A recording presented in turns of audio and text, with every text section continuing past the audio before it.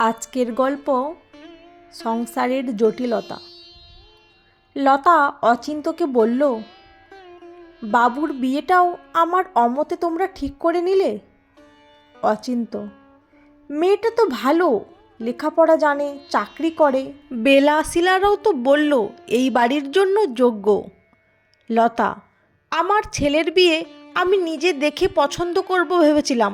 সেই ছোট থেকে ওর সব ব্যাপার শুধু তোমরাই করলে। আমি ওর মা, আমার কথার কোনো দাম নেই? অচিন্ত, কী সব বাজে কথা বলছো? অভির কোনটা তোমার অজানা? তাছাড়া ওরা তো একে অপরকে পছন্দ করেছে, আমরা শুধু একটু ওদের বিষয়টা এগিয়ে দিলাম। লতা, আমার পছন্দ হয়নি। বাবুকে তোমরা আমার মনের মতন করে মানুষ করতে দাওনি, তাই এই দিন দেখতে হলো আমায়। ওই মেয়ে আমার বাবুকে আমার থেকে কেড়ে নেবে ঠিক। অচিন্ত, চুপ করো, মা আছে, এসব তার কানে গেলে খুব খারাপ হবে। লতা, হ্যাঁ, তোমার মা আর বোনেরাই তো বাবুকে তাদের মতন করে মানুষ করেছে। আমি যে বিশাখার সঙ্গে বিয়ে দিতে চেয়েছিলাম তার কোনো মূল্যই নেই। আমার বান্ধবী মিনতিকে যে আমি কথা দিয়েছিলাম তার কি হবে? এটা আমার অপমান নয়? মিনতির হাজব্যান্ড, ওদের বাড়ির সবাই এরকমই ভেবে নিয়েছিল বাবুই ওদের বাড়ির জামাই হবে। তাছাড়া একবার তো বিশাখাকে তোমরা পছন্দই করেছিলে, আর বাবুও তো ছোট থেকে বিশাখার সঙ্গে ভালোই কথা বলতো। অচিন্ত, দেখো, ছোটবেলায় তুমি আর মিনতি এটা ঠিক করেছিলে, আমরাও রাজি ছিলাম। কিন্তু অভি এখন বড় হয়েছে, তার ভাবনা চিন্তা আলাদা হয়েছে। মাঝখানে তো বিশাখার সাথে অভির কোনো যোগাযোগই ছিল না।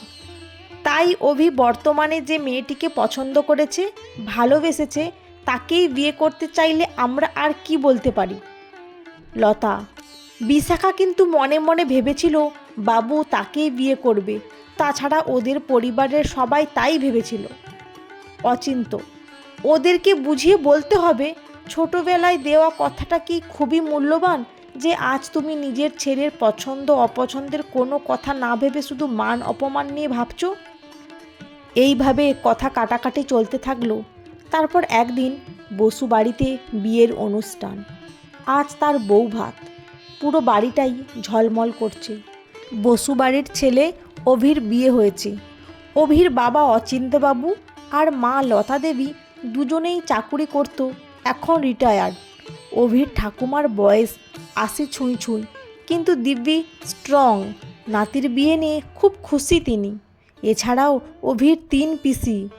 বড় পিসি শিলা স্বামীর সঙ্গে বনিবনা হয়নি, তাই এই বাড়িতেই থাকে। মেজ পিসি বেলা অল্প বয়সে প্রেম ভেঙে যায়, তারপর আর বিয়েই করেননি। আর ছোট পিসি এলা বিবাহিত। এলার খুব ভালো সংসার। এলার ছেলে ললিত অভির থেকে কয়েক বছরের ছোট। অভি বড় কোম্পানিতে চাকরি করে। অভির সঙ্গে বিয়ে হলো তিতলির, সে বর্ধমানের মেয়ে। এক বন্ধুর বিয়েতে কলকাতায় এসে অভির সঙ্গে আলাপ, তারপর বাড়ির সকলের মতে বিয়েটা হলো। কিন্তু লতা একেবারেই মানতে রাজি নন। সে তার বান্ধবী মিনতির মেয়ে বিশাখার সঙ্গে বিয়েটা দিতে চেয়েছিল। ছোটবেলায় বিশাখা ও অভি বেশ বন্ধুত্বই ছিল, কিন্তু তারপর বহুদিন যোগাযোগ ছিল না। পরে অভি তিতলিকে পছন্দ করে, কিন্তু এদিকে মিনতি, লতা, এমনকি বিশাখাও মনে মনে ভেবেছিল তার সঙ্গেই অভির বিয়ে হবে। লতা কথা দিয়ে কথা রাখেনি, এমন অভিযোগে মিনতিও রাগারাগি করে লতার সঙ্গে আর কথা বলে না। লতা এখন বেশ বিরক্তি প্রকাশ করছে। বিয়ের সময় থেকেই লতার আচরণের মধ্যে একটু পরিবর্তন দেখা যাচ্ছে। বাড়িতে সবাই খেয়াল করছে, কিন্তু সেভাবে বিষয়টাকে গুরুত্বপূর্ণ মনে করেনি। লতা ইদানিং বেশ অসুস্থ হচ্ছে। এদিকে সানাইয়ের আওয়াজে চারিদিকে কোলাহল বসুবাড়িতে। বেলা বলে উঠল, বর্দি, বৌদিকে বল এবার কিছু একটা শাড়ি পরে নিতে। লোকজন তো এসে গেছে, নতুন বউকেও তো বসিয়ে দিয়েছি। শিলা বলল, এলা কোথায়? বেলা, এলা তো মাকে নিয়ে গেল নতুন বউয়ের ওখানে বসাতে। শিলা, আর দাদা কোথায়? বেলা, দাদা গেস্টদের সামলাচ্ছে। অভি তো ওর অফিসের বন্ধুদের সঙ্গে আছে। সব আত্মীয়রা জিজ্ঞাসা করছে লতা কই। শিলা বৌদি বলে ডাকতে ডাকতে ঘরে ঢুকে বলল, কি গো, আজ তোমার ছেলের বউ ভাত আর তুমি ঘর অন্ধকার করে বসে আছো। বেলা, আলোটা জ্বালিয়ে দিয়ে তো বৌদিকে সাজিয়ে দিই। লতা, আমার একদম ভালো লাগছে না, মাথা ধরেছে, তোমরা যাও আনন্দ করো। শিলা, তাই বললে কি হয়, সবাই খুঁজছে তোমাকে। লতা, আমাকে খুঁজছে? আজ তো সবাই নতুন বউকে দেখতে এসেছে, আমাকে খুঁজবে কেন, আমি তো পুরনো। বেলা, দেখেছিস দিদি আবার কেমন ভুলভাল বকছে। এই ওঠো তো, তুমি দাঁড়াও, বলেই আলমারি থেকে শাড়ি বার করে লতাকে পরাতে শুরু করলো। শিলা, নাও, তুমি শাশুড়ি হয়েছো না, কিন্তু কোনো হুঁশ তাল নেই তোমার। লতা, আমি কি মার মতন শাশুড়ি হতে পারবো শিলা? শিলা, কেন পারবে না, তুমি আমাদের বাড়ির গর্ব ছিলে একদিন, সবাইকে মা বলতো আমার বৌমা চাকরি করে। বেলা, এখন তুমিও বলবে তিতলিও চাকরি করে। লতা, আচ্ছা বেলা, ওই নতুন বউ কি আমার মনের মতন হতে পারবে? বেলা, অত জানি না, পারবে হয়তো। চলো তো এবার, চলো সকলের মাঝে বসবে, চলো, আর আবোল তাবোল কথা বন্ধ করো। তিতলি তো তোমার ছেলের বউ, মেয়ের মতন, এ কি কম্পিটিশন হচ্ছে যে কে ভালো কে মন্দ বিচার হবে? লতা, মা কি আমায় কোনোদিন মেয়ে ভেবেছিল? শিলা, বৌদি, এ কথাটা তুমি আজ বলতে পারলে? মা চিরকাল বেলা আমি এলার মতন করেই তোমাকে দেখেছে, সংসারে থাকলে টুকটাক অশান্তি হয়েই থাকে, তাই বলে সেই সব কি বড় হলো? কত ভালো সময় আমরা কাটিয়েছি বলো তো। বেলা ফিসফিস করে, দিদি, ওই সেই আবোল তাবোল, বিশাখার সাথে বিয়ে দিতে পারেনি বলে মাথাটাই যেন খারাপ হয়ে গেছে। তুই নিয়ে চল এবার, আর ওর সাথে সাথে থাকিস, কোথায় কি বলবে এই তো চলছে কদিন ধরে। আমি ওই দিকে যাচ্ছি, দেখি, তুই নিয়ে আয়। শিলা টিপটা লতাকে পরিয়ে নিয়ে আসছে, আসতেই সামনে ছোট মাসিমার সঙ্গে দেখা, মানে লতার মাসি শাশুড়ি। ছোট মাসিমা, কি গো, কেমন আছো? ছেলের বউ তো খুব সুন্দর হয়েছে। লতা, শুধু মুখ দেখেই কি বোঝা যায় এখন কি আছে ভেতরে? কটা দিন যাক, তখন বোঝা যাবে কে সুন্দর আর কে। পাশ থেকে লতার কাকি শাশুড়ি বলে উঠল, এসব কি কথা বৌমা, এত সুন্দর গুণী মেয়ে চাকরি করে, তাও আজকের দিনে এসব কথা বললে বাড়ি ভর্তি আত্মীয় স্বজন, এমন কথা বলো না। তোমরা তো দেখেই এনেছো, তাহলে আবার? তাছাড়া নতুন বউয়ের কানে এমন কথা গেলে তার খারাপ লাগবে তো। শিলা, দেখো না কাকিমা, কত কি আবোল তাবোল বলে চলেছে। লতা, আমি দেখে আনিনি কাকিমা, যারা এনেছে তারাই ভালো জানবে, বলেই লতা এগিয়ে গেল। কাকিমা, এই শিলা, লতার কি মত ছিল না বিয়েতে, এসব কি কথা? শিলা কথা এড়িয়ে চলে গেল। বিয়ের অনুষ্ঠান এগিয়ে চলল, ধীরে ধীরে রাত বাড়ছে, আত্মীয় স্বজন একে একে সব প্রায় চলে গেল। এবার ফুলশয্যার ঘরে তিতলিকে নিয়ে আসা হলো, সঙ্গে শিলা এলাও ছিল, ওদিকে অভিও এলো, লতাও এলো। এলার ছেলে বলে উঠল, যত সব সেকেলে নিয়ম, এখন পা ধুয়ে দিতে হবে। এলা, আমি তো সেই জন্যই মেজদিকে বলেছি শুধু মিষ্টি খাওয়ার নিয়মটাই করতে, ও শুধু মিষ্টি নিয়ে আসবে। লতা, ললিত না হয় ছেলে মানুষ, কিন্তু তুমি তো সব জানো বসুবাড়িতে নতুন বউয়ের নিয়মগুলো। আমি যখন বউ হয়ে এসেছিলাম তখন সব নিয়মকানুন মেনে, তাহলে ও কেন পারবে না? ললিত, আচ্ছা মামিমা, তুমি সেই কবে, আর তিতলি বৌদি এখনকার মেয়ে। লতা, বড়রা যখন কথা বলে তখন চুপ থাকতে হয়। শিলা, তুমি শুধু শুধু রাগ করছো বৌদি, ললিত তো ঠিকই বলেছে, তাছাড়া কত রাত হয়েছে দেখেছো, অভি তিতলি ওদের মুখগুলো শুকিয়ে গেছে, এবার ওদের ছেড়ে দেওয়াটাই ভালো। এলা, হ্যাঁ তাই তো, মাও ওদিকে জেগে বসে আছে, তোমারও তো শরীরটা ভালো নয়, অনেক নিয়ম হয়েছে, এবার ছাড়ো। বেলা এলো মিষ্টি হাতে নিয়ে, তিতলি আর অভিকে বলল একে অপরকে খাইয়ে দিতে। ললিত একটু ইয়ার্কি করলো, তারপর মোবাইলে ছবি তুলল। লতা অভির গায়ে হাত দিয়ে, কিরে বাবু, তুই মায়ের কথা শুনলি না, নিয়মটা ঠিকঠাক করলি না, তুই বদলে গেলি। অভি লতাকে ধরে, আচ্ছা মা, পিসিরা তো বলল কিছু হবে না, তুমি শুধু শুধু চিন্তা করছো। লতা, এখন তুই আমার কোনো কথাই শুনবি না জানি, নইলে কি এই বিয়েটাও। এলা সঙ্গে সঙ্গে বৌদিকে থামিয়ে দিল। বাকিরা সবাই একে একে বেরিয়ে গেল। আর অভিকে বলল, তুই চিন্তা করিস না, বৌদিকে আমরা বোঝাবো। অভি ঘরের দরজাটা বন্ধ করে দিল। তারপর তিতলিকে বলল, তুমি প্লিজ মায়ের কথায় কিছু মনে করো না। তিতলি বলল, না না, মারা একটু এইরকমই হন, নিয়মকানুন মেনে চলেন, তবে পিসিমণিরা খুবই ভালো, বেশ মডার্ন। অভি, হ্যাঁ, আমি তো ছোটোবেলায় পিসিদের কাছেই বড় হয়েছি, মা তো চাকরি করতো, তাই বেশি সময় পিসি আর ঠাম্মার কাছে ছিলাম। তিতলি অভি নিজেদের মধ্যে কথা বলছে, কিছুক্ষণ পর দরজা ধাক্কা।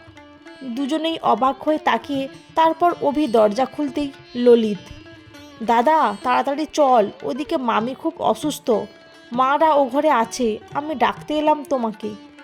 অভি, কি বলছিস, মার আবার কি হলো? ললিত, বলছে মাথা ব্যথা করছে, বুক ধড়ফড় করছে।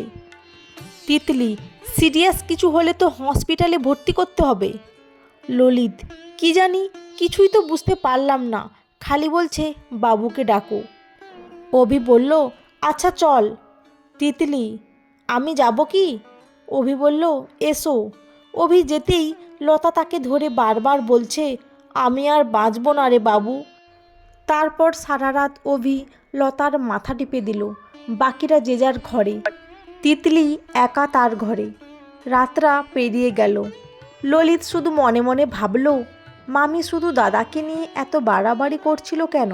কেসটা কি? বেচারা দাদার ফুলশয্যা রাতে সব ঘেটে হয়ে গেল। ললিত বলে ওঠে বেলার দিকে তাকিয়ে, আচ্ছা মেজমাসি, এই মামির ব্যাপারটা কি বলো তো? বৌদির কি যে হবে? বেলা, কি জানি, কিছুই বুঝতে পারলাম না, বৌদি তো বিয়েটাই মানতেই পারছে না। দেখতে দেখতে দিন এগোচ্ছে। বিয়ের অনুষ্ঠান শেষ হয়ে যাবার পর তিতলি অভি দুজনেই অফিসে জয়েন করলো। বাড়িতে তিতলি যে সময়টা থাকছে, লতার নানান কথা তাকে শুনতে হচ্ছে। যতই চেষ্টা করুক না কেন, কোনো কিছুতেই লতার মন জয় করতে পারছে না সে। এদিকে অভির ঠাকুমার আবার তিতলিকে খুব পছন্দ, তার হাতের চা খেতে প্রায় রোজই আবদার করে। বসুবাড়িতে রান্নার কাজ করার জন্য একটি মহিলা আছে, তার নাম মৃদুলা। লতার কথা হলো, এত বছর মৃদুলা তো সব করতো, এখন হঠাৎ তিতলি করছে। তোমার মা কেন এত আস্কারা দিচ্ছে তিতলিকে? অচিন্তকে এই কথা বলার পর অচিন্ত বলল, আচ্ছা তুমি এত খুঁত ধরছ কেন? মায়ের ওকে ভালো লেগেছে, এটা তো ভালো কথা। লতা, কই তোমার মায়ের তো এত বছরে আমার করা রান্নার কোনো প্রশংসা করেননি। অচিন্ত, বদনামও তো করেনি। তিতলি তোমার ছেলের বউ, ওর সঙ্গে এই তুলনা তোমার চলে না। এভাবে কাটছে বসুবাড়িতে চাপা অশান্তি। তিতলি আর অভি অষ্টমঙ্গলায় গেল। অভির থাকার কথা ছিল, হঠাৎ ফোন এলো, লতা অসুস্থ। বাধ্য হয়ে অভি ও তিতলি বাড়ি চলে এলো। কিছুদিন পর অভি জানালো ওরা হানিমুনে ঘুরতে যাবে। শিলা বলে উঠল, কোথায় যাবি, ঠিক হয়েছে কিছু? অচিন্ত, দূরে কোথাও নাকি কাছেই? লতা বলল, তোরা একা একা যাচ্ছিস? শিলা, তা হানিমুনে ওরা একা যাবে না তো কি? লতা বলল, কেন শিলা, আমি আর তোমার দাদা যখন গেছিলাম তখন তো তোমরা সবাই গেছিলে, মনে নেই? অভির ঠাকুমা, বৌমা, এসব পুরনো কথা কেন বলছো? এখন যুগ বদলেছে, তখন যা হয়েছে সেসব কিছু হয়তো ঠিক ছিল না, কিন্তু সেই কথা টেনে রোজই তুমি অশান্তি করছো কেন বলো তো? তিতলি রোজই দেখছে, কোনো প্রতিবাদ না করলেও বিরক্তি একটা থেকেই যাচ্ছে। সেদিন অফিস থেকে অভি ফোন করলো, তিতলিকে বলল, চলো আজ বাইরে থেকে খেয়ে ফিরি, আর সামনের সপ্তাহে তো আমরা ঘুরতে যাচ্ছি, যদি কিছু শপিং করার থাকে দরকারি করতে হবে তো। তিতলি: হ্যাঁ, কিছু জিনিস কিনতেই হবে। আমি অফিস থেকে 5:30টায় বেরোবো। আকাশটা মেঘ করেছে, যদি বৃষ্টি হয় আবার। অভি: রোজই তো করছে, হচ্ছে তো না। ঠিক আছে, বেরোনোর সময় আমি ফোন করে নেব। দুজনেই অফিস থেকে বেরিয়ে তারপর শপিং, ফুচকা, শেষে রেস্টুরেন্টে বসে ভালো কিছু মুহূর্ত কাটালো। বাড়িতে দম বন্ধ লাগছিল এতদিন তিতলির, আজ অনেকটা ভালো লাগছে। ওদিকে বাড়িতে ওদের ফিরতে দেরি দেখে অচিন্ত বেলাকে জিজ্ঞাসা করলে বেলা তাকে বলে অভি নাকি ফোনে জানিয়েছে ওরা রাতের ডিনার করে ফিরবে। লতা একথা শুনে ভীষণ রেগে গেল, বলল, বাবুটা কত বদলে গেছে, বাইরের ডিনার করে ফিরবে, সব ওই মেয়ের জন্য, বাড়ির কথা একদমই খেয়াল নেই। বেলা বলল, বৌদি, ওদের নতুন বিয়ে হয়েছে, একটু এদিক ওদিক তো যাবে, ওদের মতন করে সময় কাটাতে দাও না। লতা বলল, বাবা, আমি আর তোমার দাদা একবার সিনেমা দেখে বাড়ি ফিরতে রাত হয়েছিল বলে তোমাদের বাবা বলেছিলেন বসু পরিবারের বউ মেয়েরা এত রাতে বাড়ি ফেরে না। বেলা: এখন তো নিয়মকানুন অনেক শিথিল হয়েছে, আর যুগও বদলেছে বৌদি। তাছাড়া বাবা সেকেলে ধ্যান ধারণায় চললেও দাদা তোমায় যথেষ্ট স্বাধীনতা দিয়েছিল। লতা বলল, বেলা দেখো, ও ছেলে তো আমার, আমি জানি আমার মনে কত চিন্তা হয়, তুমি বুঝবে না। অচিন্ত বলে উঠল, কী সব বলছো? তাছাড়া বেলা, শিলা ওরা কি অভিকে নিজের ছেলেই তো ভাবে। লতা: হ্যাঁ, সেই তো, আমি অফিস যেতাম, ওরাই দেখতো অভিকে, তাই তো এমন তৈরি হয়েছে। আমার প্রতি বাবুর টান কত কম, তাই বিয়েটাও বিশাখাকে করতে পারল না, মায়ের অপমান চোখে পড়ল না।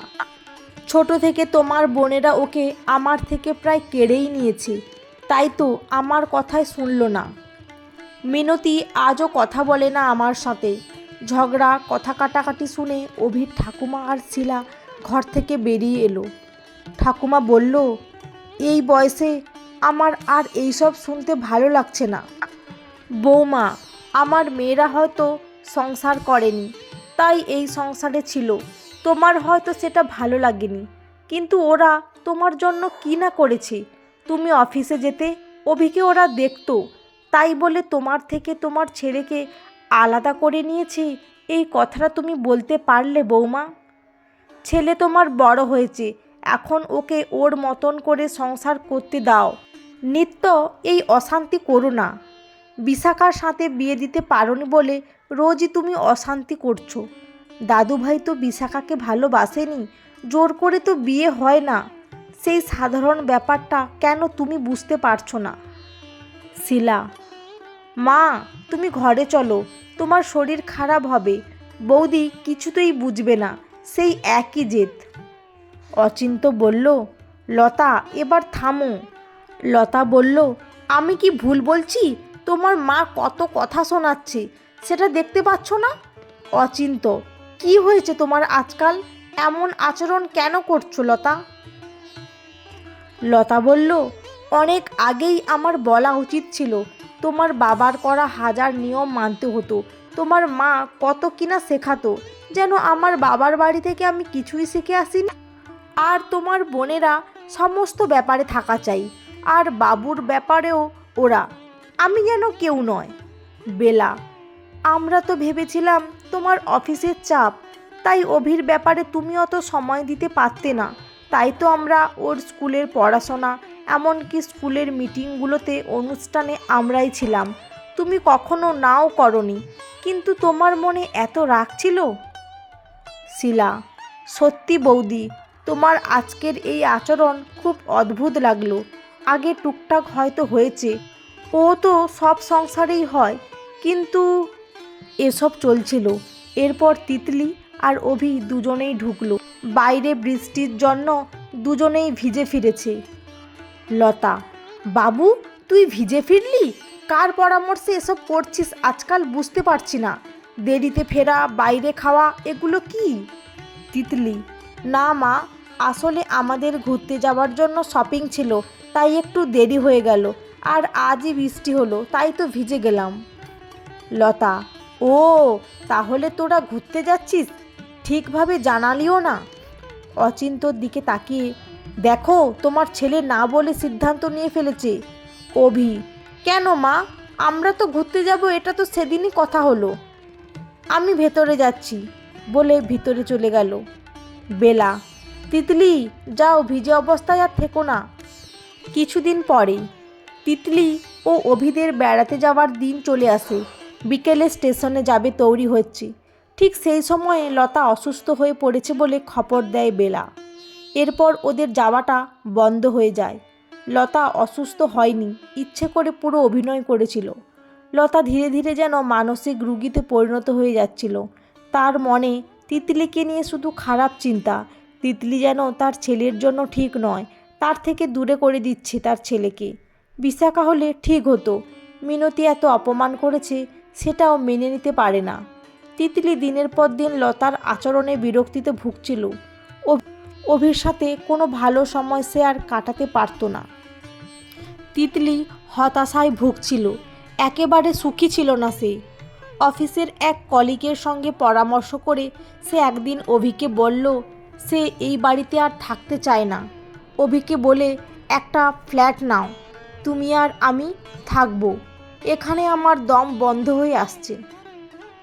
অভি বলল, এসব কি বলছো? আমাদের ফ্যামিলিতে কেউ কখনো আলাদা থাকেনি, আর আমি তো ভাবতেই পারছি না।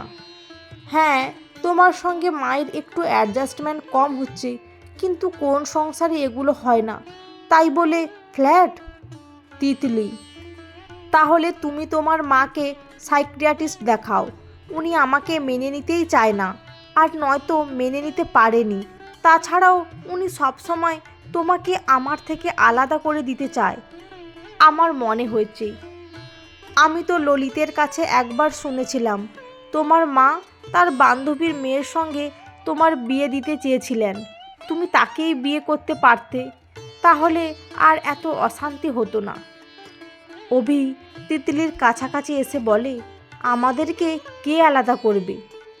মা একটু বেশি আমাকে নিয়ে চিন্তা করে, তাই মাঝে মাঝে এরকম আচরণ করে।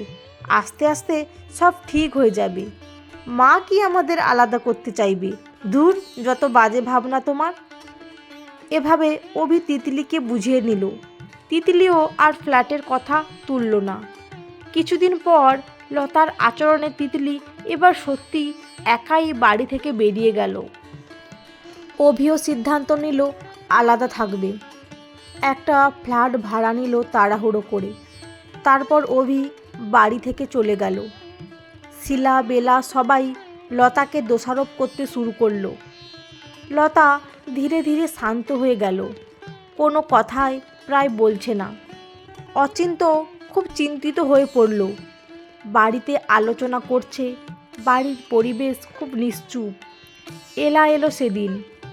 এলা, সবাই মিলে বসে একবার বৌদি, তিতলি, অভি সবাইকে নিয়ে আলোচনা করলে হয় না? এত দূর সব ঘটে গেল, তোমরা আমায় জানালে না? অভির ঠাকুমা, কি আর জানাবো তোকে, রোজ ঝামেলা। বৌমা যে কেন মেনে নিতে পারল না কি জানি। বেলা, আসলে বৌদি মনে একটা অতৃপ্তি ছিল। ছেলেকে আমরা নাকি মানুষ করেছি, তারপর বিয়েটা ভেবেছিল নিজের পছন্দের দেবে, হয়নি বলেই হয়তো এরকম করছে। শিলা, ঠিক আছে, কিন্তু তিতলি তো ভালো মেয়ে, তারপরও কি এত সমস্যা? এলা, কি জানি, বৌদির হয়তো ভালো লাগেনি। অচিন্ত বলল, লতার মনেতে এত অসন্তোষ, তাই তো আমিও বুঝতে পারিনি। অভির ঠাকুমা, তুই বরং বৌমাকে নিয়ে কোথাও একটা ঘুরে আয়, তাহলে ওর মনটা হালকা হবে। এলা, এ কথাটা মা ঠিকই বলেছে। কয়েকদিন পর হঠাৎ একদিন লতাকে কোথাও খুঁজে পাওয়া যাচ্ছে না। সব জায়গায় খুঁজেও পাওয়া যায় না। শেষ পর্যন্ত খবরটা শুনে আবারও এলা, লোহিত এলো। ওদিকে অভি, তিতলিও এলো। কিন্তু লতা কোথায়, সেই খোঁজ চলছে। তিতলি, এবার কিন্তু থানায় যাওয়া উচিত, অনেকটা সময় তো হয়ে গেল। অভি, আচ্ছা বাবা, মা মাসির বাড়ি গেছে কিনা জানো? কিছু কি বলেছিল? শিলা, দাদা তো ফোন করলো ওদেরকে, কিন্তু ওরা তো কিছুই জানে না। অচিন্ত: কাউকে কিছু না বলে কোথায় যেতে পারে তাই তো বুঝলাম না। ঠাকুমা: সারাদিন তো দাদুভাইকে নিয়েই চিন্তা করতো, তোরা চলে যাওয়ার পর কেমন যেন একটা হয়ে গেছিল। বেলা বলল: হ্যাঁ, বৌদি একটু বেশি চুপচাপ হয়ে গেছিল। এলা: দেখ অভি, তোর বাড়িটা ছেড়ে যাওয়া উচিত হয়নি। আর তিতলি, তুমিও এভাবে না গেলেই পারতে। ললিত: তিতলি বৌদি তো মামির ব্যবহার সহ্য করতে না পেরেই চলে গিয়েছিল। অভি তিতলির দিকে তাকিয়ে: তুমি যদি একটু অ্যাডজাস্ট করতে মায়ের কাছে, তাহলে এই দিন দেখতে হতো না। তিতলি বলল: ও, এখন সব দোষ আমার হয়ে গেল? তোমার মায়ের পছন্দ করা মেয়েকে বিয়ে করনি তুমি, তাই তো এই অশান্তি। এরকম জানলে আমি কোনোদিন এই বিয়ে করতাম না। তোমার মা মানসিক রোগীতে পরিণত হয়েছেন, আমাকে সহ্য করতে পারতো না। বিয়ের রাত থেকে উনি অভিনয় করছেন, প্রতিবার অসুস্থ হয়ে গিয়েছে, নাটক করেছে। এভাবে আমি কত সহ্য করতাম। অভি: মা মোটেও অসুস্থ হয়ে নাটক করেনি। হ্যাঁ, মা এই বিয়ে মত দেয়নি, কিন্তু তাই বলে নাটক? তিতলি, এসব তুমি কি বলছো? তোমার জন্য আমি মাকে কষ্ট দিয়ে বাড়ি থেকে বেরিয়ে গেলাম, এখন মাকে খুঁজে পাওয়া যাচ্ছে না, আর তুমি কত বাজে কথা বলছো। অচিন্ত: তোমরা চুপ করো, নিজেদের মধ্যে অশান্তি করো না। অভির ঠাকুমা: বৌমা একটু বেশি অদ্ভুত আচরণ করছে দাদুভাই। নাতবউ ঠিক কথাই বলেছে, মাঝে মাঝেই হয়তো অসুস্থ হয়ে যাওয়াটা সত্যি ছিল না। ওর বান্ধবী মিনতির করা অপমানটা বৌমা নিতেই পারেনি। কিছুক্ষণ পর কয়েকটা পাড়ার ছেলেরা এসে লতাকে ফিরিয়ে দিয়ে গেল। লতার গায়ে একটি পুরনো নাইটি, চুলগুলো এলোমেলো। অভি যখন লতার কাছে মা বলে ছুটে গেল, সবাই ভেবেছিল সব কিছু ঠিকঠাক। কিন্তু লতা হঠাৎ বলল: কিরে বাবু, স্কুলে যেতে হবে তো, এখনও তৈরি হলি না? তারপর বলল: এ কি শিলা, তুমি এখনও রান্না করনি? তোমার দাদা আমি যে বেরোবো, অফিসে দেরি হয়ে যাবে তো। সবাই বুঝতে পারল লতা এবার সত্যি অসুস্থ, ভুলভাল কথা বলছে। এলা চেয়ারে বসে হতাশ হয়ে বলে উঠল: বৌদির মাথা তাহলে একেবারেই খারাপ হয়ে গেল। কি হবে এখন? অভির ঠাকুমা লতাকে জোরে ডাকল: বৌমা, ভালো করে তাকিয়ে দেখো, অভি আর ছোট্টটি নেই, অনেক বড় হয়েছে। ও চাকরি করে, বিয়ে হয়েছে, ওই যে তোমার ছেলের বউ। বেলা: বৌদি, তোমার কি কিছুই মনে পড়ছে না? লতা নিজের খেয়ালে বলে চলল: এ কি বেলা, তুমি অভিকে তৈরি করে দিচ্ছ না কেন? ওর তো দেরি হয়ে যাবে স্কুলে যেতে। অভি লতার অবস্থা দেখে হতাশায় ভেঙে পড়ল। লোহিত অভিকে সান্ত্বনা দিয়ে বলল: এত চিন্তা করিস না, এখন অনেক ভালো চিকিৎসা আছে, মামি সুস্থ হয়ে উঠবে। তিতলি অচিন্তর দিকে তাকিয়ে: আজই একজন সাইকিয়াট্রিস্টের সঙ্গে কথা বলতে হবে বাবা। অভি তিতলিকে বলে উঠল: তুমি যদি না চলে যেতে, তাহলে এটা হতো না। তিতলি: তোমার মা আগেই মানসিক সমস্যায় ভুগতে শুরু করেছিল, যখন তুমি তার পছন্দের মেয়েকে বিয়ে করনি। এদিকে কথা কাটাকাটি চলছে, পরিবারের অন্য সদস্যদের নিজেদের মধ্যে আলোচনা করতে ব্যস্ত। হঠাৎ দেখা গেল লতা ভেতর থেকে শাড়ি পরে ব্যাগ নিয়ে এসেছে অফিসে যাবে বলে। তারপর সবাই যখন দেখছে অবাক হয়ে, তখন লতা তিতলির দিকে গিয়ে বলল: তুমি কখন এলে? সবাই খুব আশা নিয়ে ভাবল হয়তো লতার মনে পড়েছে।